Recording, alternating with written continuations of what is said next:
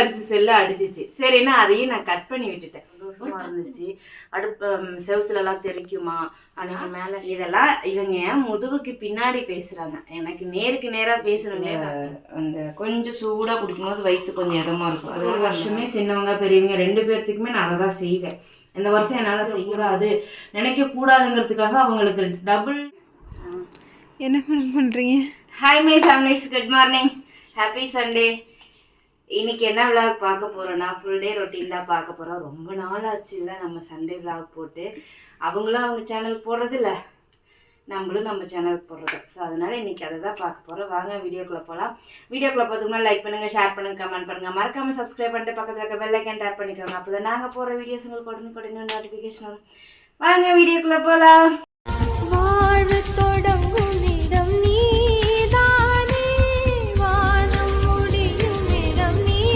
என்னது மூச்சு பிடிச்சிட்டு பேசுனா மூச்சு வாங்க. நைட் ஒரு ப்ரமோஷன் வீடியோ பேசும்போது எப்படி மூச்சு வாங்குச்சு அந்த மாதிரி மூச்சு வாங்குது. Okay done. இப்போ நம்ம வந்துட்டு எனக்கு ஒரு இப்போ வந்து வரங்க எனக்கு எப்படி சொல்றதுன்னு தெரில. டான 4 மணி ஆனால் தூக்கம் தெளிஞ்சு போயிடுது. பாத்ரூம் போயிட்டு வந்தால் சுத்தமாக தெளிஞ்சு போயிடுது. தூக்கமே வர மாட்டேங்குது. புரண்டு படுக்கிற, இப்படி படுக்கிற, அப்படி படுக்கிற. ஆனால் இன்னைக்கு இந்த சண்டே, ஆனால் நல்லா தூங்கணும்னு ஒரு ஃபீல். ஆனால் மூத்த வாரிசுக்கு வந்து எம்பிடல் எக்ஸாம் இருக்கனால அவங்க இன்னைக்கு போய் ஆகணும். சரி ஓகே 6 மணிக்கு எந்திரிச்சிக்கலாம், அது வரைக்கும் தூங்கலாம்னு நினச்சி படுத்தேங்க. அது ஒரு குத்தமாங்க. அந்த தூக்கத்தில் முக்கா தூக்கம் இல்லாத மண்டை அப்படி கிருன்னு ஏறி நின்றுச்சு. 5 மணிக்கெல்லாம் என்னால் அப்படியே தலை ஏண்டா அப்படிங்கிற மாதிரி தலைவலி எடுத்துக்கிச்சு. அப்புறம் ஏன் தலை குளிச்சுட்டானே கேட்குறீங்க. சொல்கிறேன் அதுவும் சொல்கிறேன். அப்புறம் சரின்ட்டு 6 மணி அலாரம் பெரிய வரிசை செல்ல அடிச்சிச்சு. சரின்னா அதையும் நான் கட் பண்ணி விட்டுட்டேன். ஒரு 10 நிமிஷம் படுத்துருப்போமே. ஆனால் லஞ்சு கொண்டு போகல. ஒரு பொங்கலை செஞ்சோம்னா காத்தாலைக்கு சாப்பிட்டுக்கோ, மதியானம் பார்த்துக்கலான்னு நினச்சேனுங்க. இதில் ஒரு தப்பாங்க. 6:15 ஆச்சு. எந்திரிச்சிட்டு மியா குட்டிக்கு சோறு போடலான்னு போய் ஃப்ரிட்ஜை திறந்து பால் எடுத்தா தலைக்கு ஊத்திட்டு என்னோட சோகமான நாள். ஏன்னா இப்பெல்லாம் நான் முன்னாடி ஊத்தி எனக்கு ரொம்ப கஷ்டமா இருக்கு. எனக்கு இன்னைக்கு இன்னும் வேலை இருக்கு.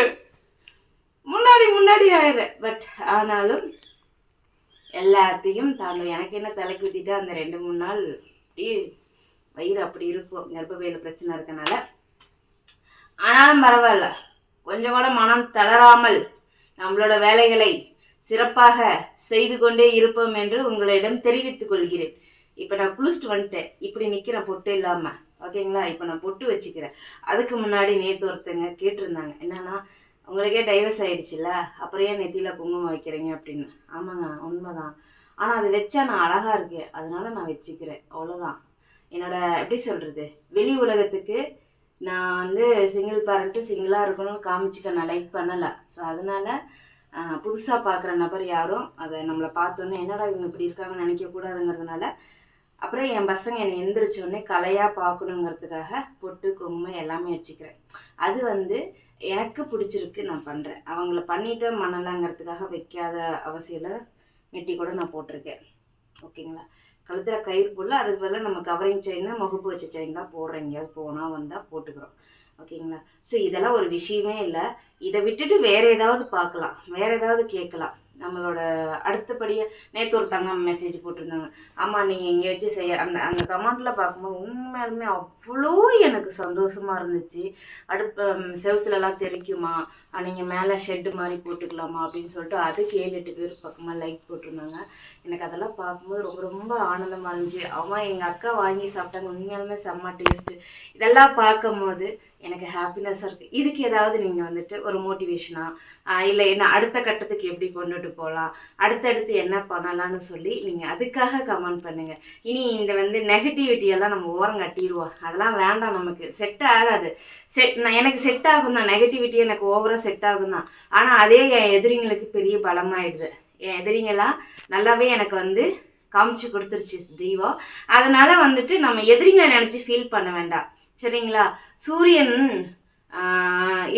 இருக்க மேலே ஏறும், அப்புறம் அப்படியே இறங்கிடும். ஸோ அப்படி தான் நம்மளோட நெகட்டிவிட்டி, நம்மளோட எதிரிகளும் காலையில் எந்திரிப்பாங்க, மதியம் சுள்ளுன்னு காய்ச்சுவாங்க, நைட் அடங்கிடுவாங்க. காலையில் எந்திரிப்பாங்க, மதியம் சொல்லுன்னு கழிச்சவங்க நைட் அடங்கிடுவாங்க. ஸோ இப்படி தான் எல்லாத்தோட வாழ்க்கையிலும் இருக்கும். அதனால எதிரிகளை நினச்சி நம்ம வரி பண்ண வேண்டாம். நமக்கான பாதைகளை நம்ம சரியாக போய்கிட்டோம்னா நமக்கு நிறைய எதிரிகள் வரதான் செய்வாங்க, நம்மளை மட்டம் தட்ட தான் செய்வாங்க. அதுவும் எப்படி மட்டம் தட்டுவாங்கன்னா வேற எதுலேயுமே மட்டம் தட்ட முடியாது. ஓகேங்களா? அவள் வாழ்கிற வாழ்க்கையிலையோ அவள் சாப்பிட்ற சாப்பாட்டுலையோ அவள் செய்கிற செயல்லையோ ஒன்றுமே பண்ண முடியாது. ஒன்னே ஒன்று நச்சுன்னு அடித்து அவள் கேரக்டரில் அடிச்சிட்டா அவள் உட்காந்துருவான்னு நினப்பு. ஆனால் நான் உட்காரவே மாட்டேங்க. என்னை என்ன கேரக்டர் வயசை என்ன பேசினாலும் நான் உட்காரவே மாட்டேன். ஏன்னா இதெல்லாம் இவங்க முதுகுக்கு பின்னாடி பேசுகிறாங்க. எனக்கு நேருக்கு நேராக பேசுகிறவங்களே நான் ஃபேஸ் பண்ணி வெளியே வந்துட்டேன். முதுகுக்கு பின்னாடி பேசுகிறத வச்சு நான் என்ன பண்ண போகிறேன்? நீ ஏன் முகத்தை காட்டி பேச உனக்கு அவ்வளோ பயமாக இருக்குது? அப்புறம் எதுக்கு நான் உங்ககிட்ட வந்து போட்டிக்கு போட்டு நீ எல்லாம் ஒரு எதிரி, நீ எல்லாம் ஒரு ஆள் நான் ஏன் நினைக்கணும்? ஓகே, அடுத்து பார்ப்போமா? நான் இப்போ வந்து மேக்கப் போட்டு வந்துடுறேன். என்னென்ன மேக்கப் போடுவேன்னா பெரிய மேக்கப் போடுவேன். இவன் எப்பவுமே என் கூடவே இருப்பான், ஹிமாலயா. பட் ஆனால் இதில் வந்து மார்க் பார்த்தீங்கன்னா 2 தான் வாங்கியிருக்கு. நிறைய டாக்டர்ஸ் பண்ணுவாங்க. ஆனால் எனக்கு என்னமோ கொப்பளெல்லாம் வரல. ஆனால் இப்போ நான் டேட் ஆகிற சமயத்தில் தான் இங்கே ஒரு கொப்பளம், அது இங்கே ஒன்று வந்திருக்கு. எங்கேயும் இருந்துச்சு, நான் காணாமல் போச்சு. டேட் ஆகிற சமயத்தில் மட்டும் வரும். இப்போ நம்ம வந்து பட்டிட்டிங்கிற வேலை பார்த்துப்போம். அப்போ தான் கொஞ்சம் அழகாக இருப்போம். அவ்வளோ டைலாக் பேசி டீ சுண்டு விட்டுருச்சு. நான் குளிக்க போகிறதுக்கு முன்னாடியே டீ ஊற்றி வச்சிடலடா. அதான் சுண்டி போச்சு. டீ 2 நாளா 3 நாளாக குடிக்கலன்னு நினைக்கிறேன்.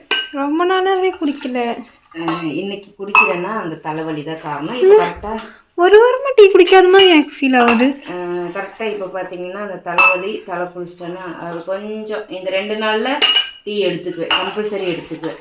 ஏன்னா அது என்னால் இந்த ஒரு விஷயத்தில் அந்த கொஞ்சம் சூடாக குடிக்கும்போது வயிற்று கொஞ்சம் இதமாக இருக்கும். அதனால் அந்த வேலை பார்ப்பேன்.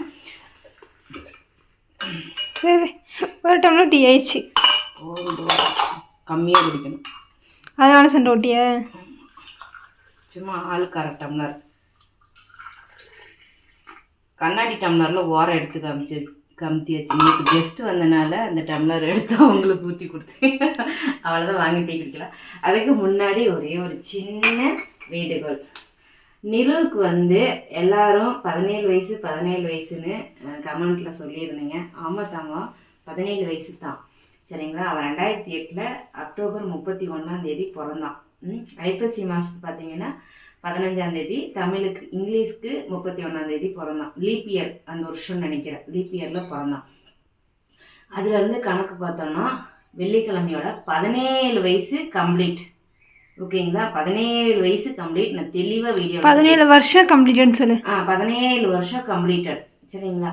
17 வருஷம் கம்ப்ளீட் ஆகிட்டு 18வது வருஷம் அடி எடுத்து வைக்கிறான் அப்படின்னு சொல்லி தான் நான் வீடியோவில் மென்ஷன் பண்ணியிருப்பேன்.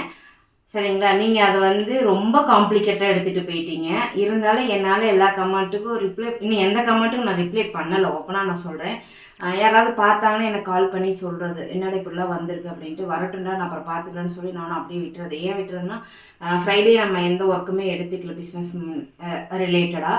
நேற்று ஃபுல்லாகவே எனக்கு பிஸ்னஸ் ரிலேட்டடாக ஒர்க்கு பாதி தான் முடிச்சிருக்கு, இன்னும் பாதி இன்றைக்கி கம்ப்ளீட் பண்ணணும். பண்ணால் தான் அடுத்து மண்டே நான் வந்து டிஸ்பேச் கொடுக்க முடியும். புதன்கிழமை வியாழக்கிழமை போட்டவங்க எல்லாமே வெயிட்டிங் லிஸ்ட்டில் இருக்குது. சரிங்களா? அதனால் என்னால் வந்து கமெண்ட்டுக்கு ரிப்ளை பண்ண முடியல. அதுக்கப்புறம் அதில் ரொம்ப ஒரு கமெண்ட் வந்து என் மனசு ரொம்ப கஷ்டப்படுத்துச்சு. அதை நான் கஷ்டப்படுத்துச்சின்னு சொல்கிறத விட அந்த மாதிரி பண்ணாதீங்கன்னு நான் உங்ககிட்ட ரெக்வஸ்ட்டாக கேட்டுக்கிறேன். ஏன் நான் சொல்கிறேன் அப்படின்னா, கண்டென்ட் எங்கள் வீட்டில் எங்கள் அம்மா ஒரு ஸ்வீட் கூட பண்ணி தர மாட்டாங்கன்னு சொல்லிட்டு அவங்கவங்க மனசில் இருக்கிறத வந்து கமெண்ட்டில் ஷேர் பண்ணியிருந்தாங்க.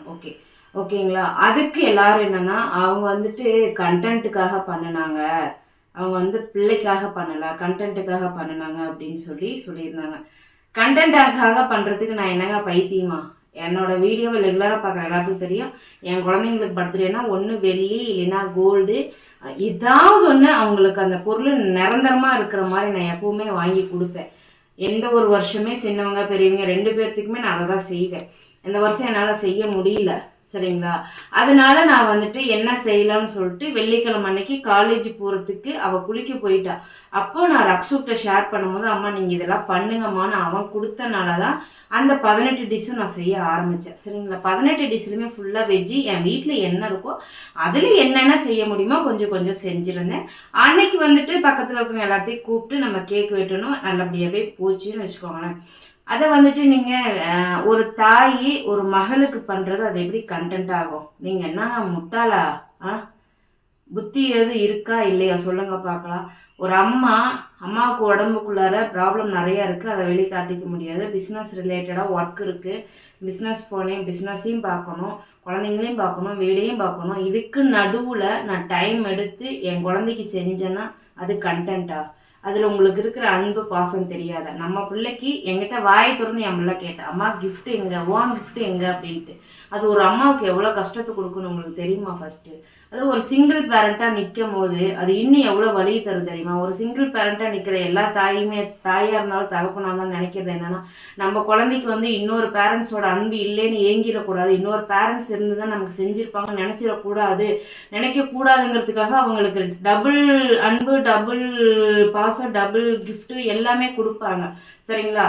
அதை விட நம்ம வந்து பெஸ்ட்டாக கொடுக்கணுங்கிற ஒரு மைண்ட் செட்டில் தான் நான் வந்து அந்த மாதிரி நான் அவ்வளோ கஷ்டப்பட்டு 10 மணிக்கு கிச்சனுக்குள்ளார வந்து 3:30 வரைக்கும் கிச்சனில் நின்று வேலையெல்லாம் முடித்து அந்த பிள்ளை 5 மணிக்கு வரும்போது நான் ரெடி பண்ணி கொடுத்தேன்.